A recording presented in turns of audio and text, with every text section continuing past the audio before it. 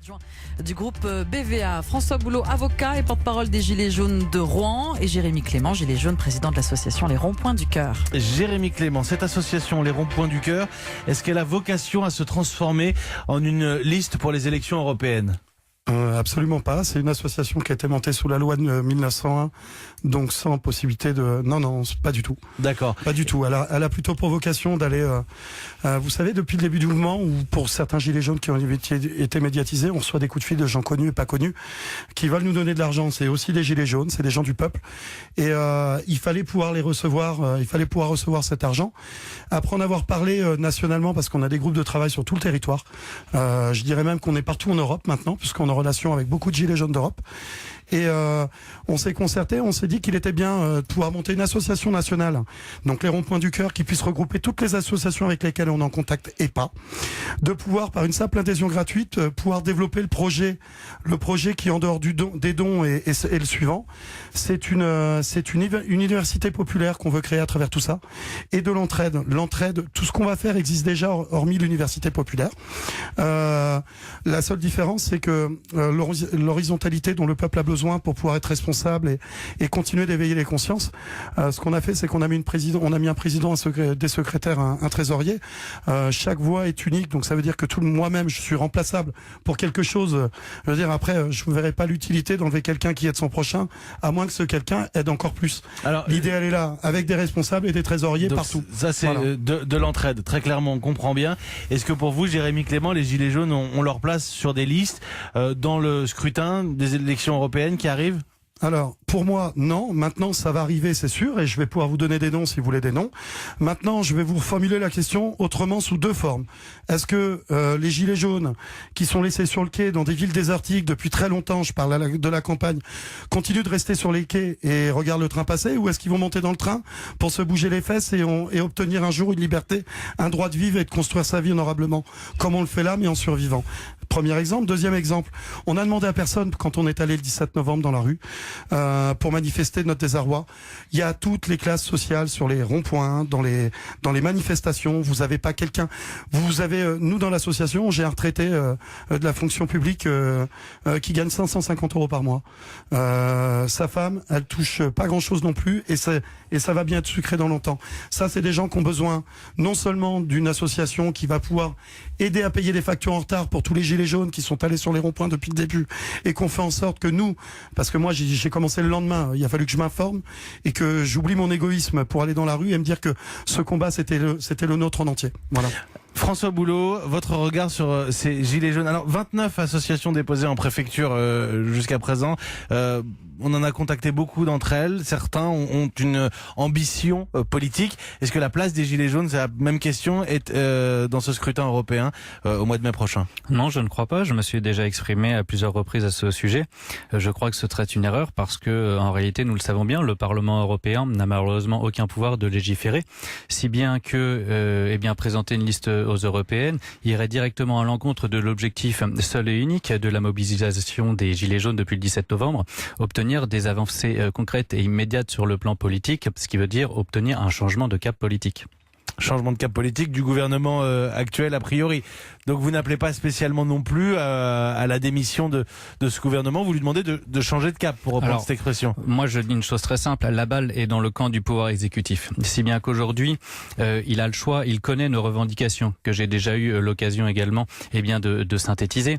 C'est la volonté d'une part de pouvoir que le peuple puisse intervenir directement dans la démocratie via le référendum d'initiative citoyenne, et sur le fond c'est la volonté que la politique serve désormais les intérêts de 99% de la population et non plus des 1% les plus riches.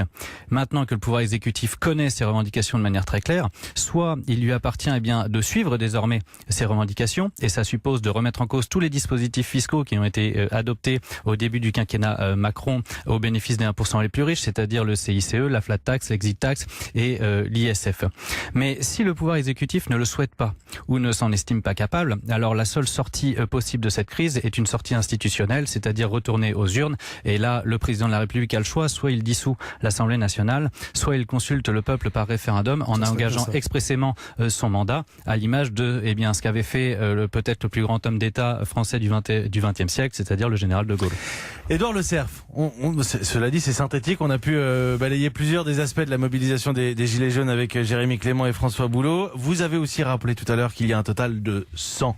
Il n'y aura pas plus de voix qu'il n'y a d'électeurs, a priori, et que la réalité de liste Gilets jaunes sur les élections européennes, c'est qu'ils vont prendre des voix ailleurs.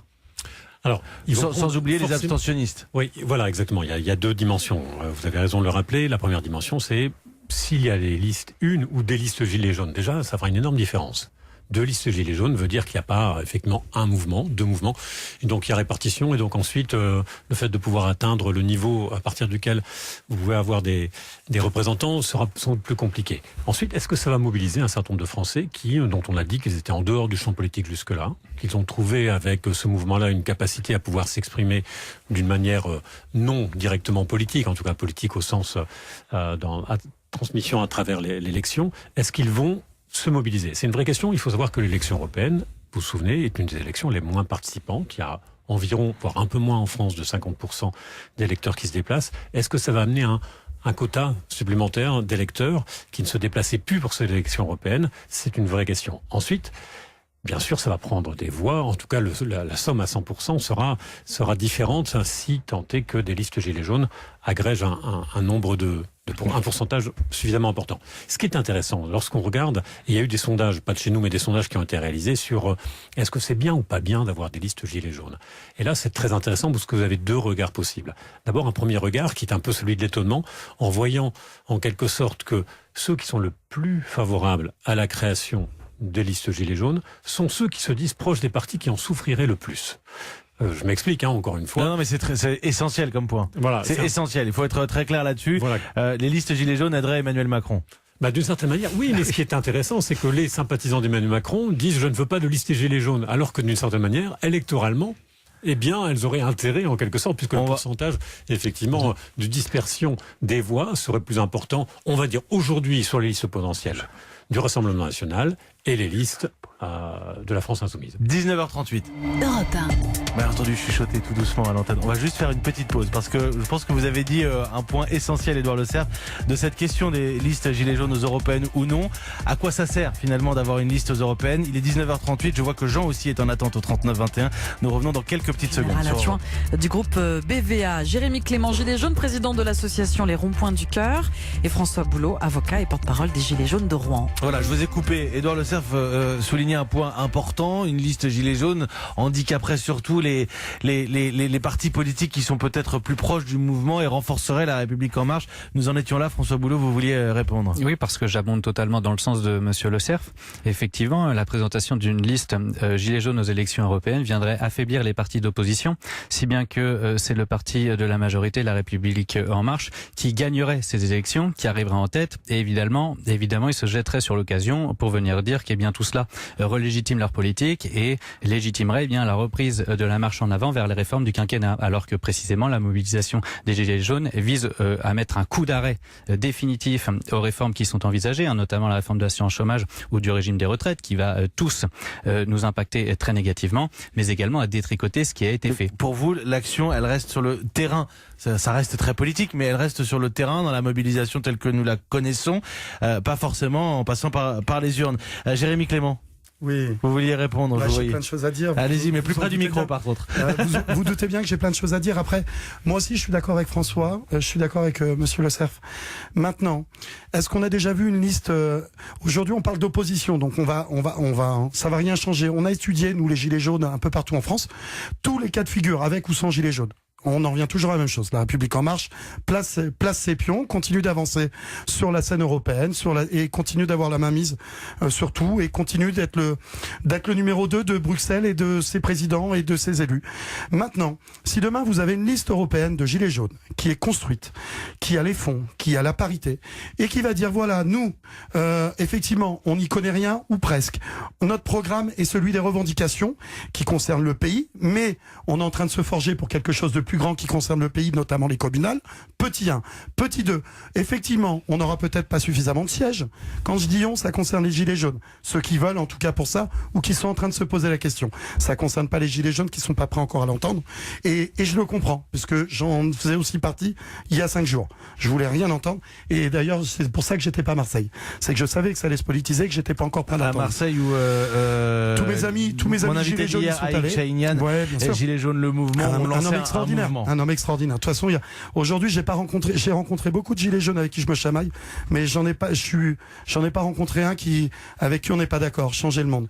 On a Christophe Chalençon qui a été annoncé dans la politique, qui ne le sera pas. Christophe Chalençon, plutôt que de faire la politique, il a plutôt d'essayer d'aider et de crédibiliser le mouvement nationalement en créant une plateforme. Il y en a d'autres. Je peux tous vous les citer. Qui a lancé les émergents. Oui, bien sûr. Bon, on contacte tous ensemble. De Benjamin Cauchy et autres. Ah mais non, là on parle de politique. Là on parle d'hommes, on parle plus de la politique. On parle de politique depuis le début. Mais à partir du moment où on est allé sur le rond-point pour poser une revendication, si on doit revenir sur ces débats, ça va être stérile. Maintenant, ce qui ne l'est pas, c'est qu'aujourd'hui, effectivement, si demain il y avait des gilets jaunes qui seraient aux européennes, qui passeraient. Je crois pas qu'on ait déjà vu un député européen passer de 1000 à plusieurs milliers d'euros par mois et qui va dire, moi, tous les mois, je vais donner la moitié de mon salaire à l'association Les Ronds-Points du Cœur ou à d'autres associations ou des filiales ou des sujets qui leur tiennent à cœur pour aider mon prochain. Parce que si à la base on est descendu dans la rue, c'était pour le pouvoir d'achat. Qu'est-ce qui s'est passé après le pouvoir d'achat? On s'est réveillé, on s'est informé, on a échangé entre nous, on a commencé à se faire confiance. Et puis là, on s'est aperçu d'un truc incroyable. C'est que cette sacrée fraternité qu'on avait perdue, où on se croisait en voiture, en se regardant de chaîne faïence, où on se croisait dans les centres commerciaux ou dans les parcs, où personne se disait bonjour. Aujourd'hui, je croise pas une personne qui n'adhère pas à un changement équilibré, intelligent, constitutionnel, à qui il n'y a pas un regard sympathique ou autre, même dans vos bureaux, même dans vos locaux. Ça n'existait pas il y a encore 2 mois. Il y a aussi beaucoup de gens à la suite du moment des Gilets jaunes, je crois, qui ont gagné, il y a eu des primes au fait de Noël, il y a eu des choses qui ont été obtenues aussi bien pour des fonctionnaires que des gens du peuple. Moi, j'ai des gens qui m'ont appelé en disant merci, grâce à vous, on a eu 300 euros de primes, on a eu 1000 euros de primes, etc., etc. Alors quand c'était mon numéro qu'ils avaient, mais ils auraient pu appeler n'importe quel gilet jaune. Les vrais gilets jaunes, c'est ceux qui sont allés sur les ronds-points le 17 novembre.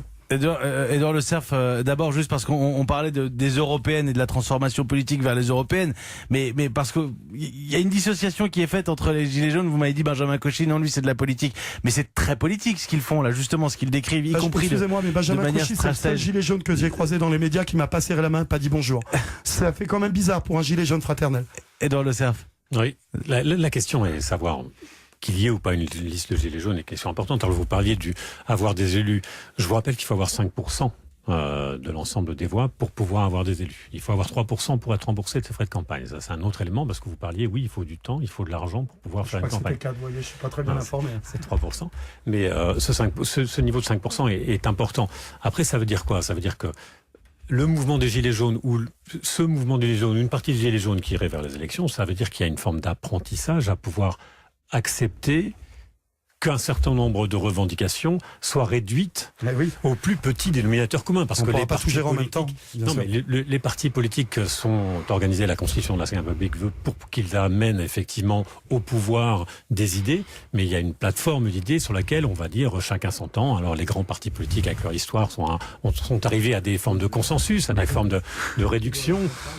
Est-ce que vous pensez, moi la question que je me pose, c'est est-ce qu'il est possible aujourd'hui d'avoir une forme de réduction de ces différents éléments-là? Non, je pense que vous avez raison sur toute la ligne. Par contre, aujourd'hui, il y a 60% des décisions en France qui sont prises à l'Europe. C'est-à-dire que c'est pas nous qui décidons. Et on a 40% qui sont prises sur le territoire, qui sont faits en off par notre exécutif et ses ministres. Mais alors, ça me pose problème, ça, ce que vous dites, parce que, mais je dois marquer une petite pause. Mais on va parler de l'Europe, justement, puisqu'on parle des élections européennes. On va en parler dans un instant, précisément, et François Boulot aussi va pouvoir répondre. Il est déjà 19h47. Europe 1. Vous restez avec nous, François Boulot, Jérémy Clément, Édouard Le Cerf, le débat qui continue. Vous êtes sur Europe 1, bien sûr. Les ronds-points du cœur, le politologue Édouard Le Cerf, directeur général adjoint du groupe BVA, et François Boulot, avocat et porte-parole des Gilets jaunes de Rouen. Je vais rendre la parole à François Boulot, mais je voulais juste dire à Jérémy Clément, quand vous dites que l'Europe décide, l'Europe c'est nous aussi. Il y a les élections européennes pour lesquelles on vote. Il y a la Commission européenne qui est avec nos élus qui déterminent qui sont les gouvernants de l'Europe. Pour l'Europe, c'est comme beaucoup d'autres choses. Tout était déjà décidé d'avance et la présentation est la même qu'elle peut être faite dans les médias concernant les violences ou les imbécilités de soi-disant les gilets jaunes. Maintenant, quand je vous dis qu'il y a 60% des décisions qui sont prises à l'Europe, je vous invite à vérifier tout ça acté. Non mais ça c'est pas complètement faux. Aujourd'hui on a des lois qui dans l'Europe ne sont pas les mêmes pour la France que pour la Belgique, que pour l'Allemagne, etc. etc. Il y a des directives qui sont prises, qui sont votées, et on doit ensuite les intégrer dans notre droit national. Mais ceux qui décident au niveau de l'Europe ne sont pas arrivés avec un putsch. Ah mais je vous ai pas dit que parce qu'il y aurait 10 gilets jaunes ou 2 gilets jaunes ou pas de gilets jaunes aux européennes, tout allait être changé du jour au lendemain. C'est un travail qui va se faire sur 1 ou 2 décennies. Aujourd'hui, on en est là. Je veux dire, beaucoup étaient contre l'Europe. On a voté un tant soit peu pour, alors que beaucoup étaient contre. On a vu le résultat, mais on peut revenir chronologiquement sur tout ce qui se passe depuis 1974. Et je peux vous assurer que c'est pas joli. Donc, oui, on va laisser la parole. Non, je referme cette parenthèse sur l'Union européenne. François Boulot. Oui, merci. J'ai 4 points à aborder. Le premier, c'est faire une précision de vocabulaire. Le mouvement, il est profondément politique, évidemment, puisque nous portons des revendications politiques. En revanche, il est apartisan. Ça veut dire qu'il est sans étiquette et que nous ne voulons être récupérés ni par un parti politique, ni par un syndicat. Deuxième point, c'est qu'aujourd'hui, je pense que la priorité est à l'action. Et la preuve, c'est que la méthode de mobilisation qui a été la nôtre depuis le début du mouvement a réussi ce que personne n'avait réussi à faire depuis 18 mois, c'est-à-dire faire reculer le pouvoir exécutif. Troisième point, c'est la question de la structuration politique du mouvement des Gilets jaunes. Et je pense que cette question, et je dis bien la question, sans qu'aujourd'hui, à ce jour, la réponse ne puisse être apportée, se posera lors d'élections nationales. Parce qu'en réalité, il n'y a que au niveau national, que les choses peuvent être changées. Et quatrième point, pourquoi ?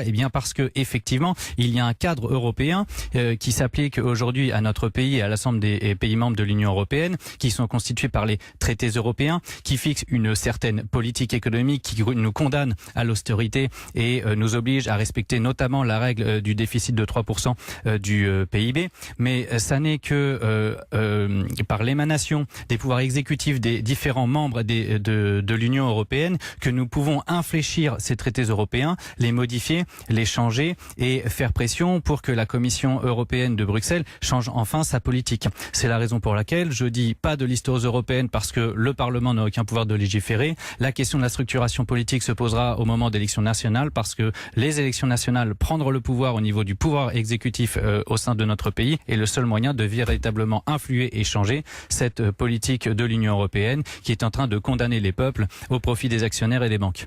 Édouard Le Cerf, non mais je vois que Jérémy Clément approuve. Mais j'approuve. C'est les élections américaines. I am Jérémy Clément and I approve this message. Et que je n'approuve pas, c'est pas possible, c'est impossible. Très bien. Édouard Le Cerf, juste, vous avez posé hors antenne une question essentielle. Il y a la question des gilets jaunes qui vont se présenter ou pas d'ailleurs. Il y a la question des gilets jaunes et pour qui ils vont voter, ceux qui sont gilets jaunes, ceux qui se sentent sympathisants des gilets jaunes. Oui, moi j'ai l'impression qu'il va y avoir 2 types de comportements différents d'un point de vue politique, d'un point de vue électoral. Peut-être 3. Certains ne diront pas voter.